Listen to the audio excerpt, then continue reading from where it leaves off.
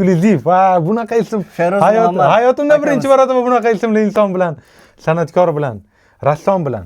Endi rassomlar ham baribir san'at Aytadi-ku, qadri zarro zargarmidan. albatta.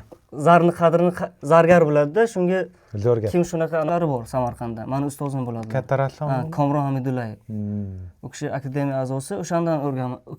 O'sha kishi bilan shogird bo'lganman-da. Zo'r, zo'r. O'zi kollej hech narsani aniq qilmaydi. Misol ustozga borsak, Ha, biror ha, narsa ha. olamiz-da. To'g'ri, ha, tushundim. San'atkor bilan, rassom bilan. Endi rassomlar ham baribir san'at Shunaqa san'at sohasiga kiradi-da. San'at ishchisi O'zim degan. Samarqandda o'qiganman, san'at kollejida. Hammasi bitta joy edi-da. Ha, Kompleks san'at. Zo'r. Go'zal. San'at maktabi.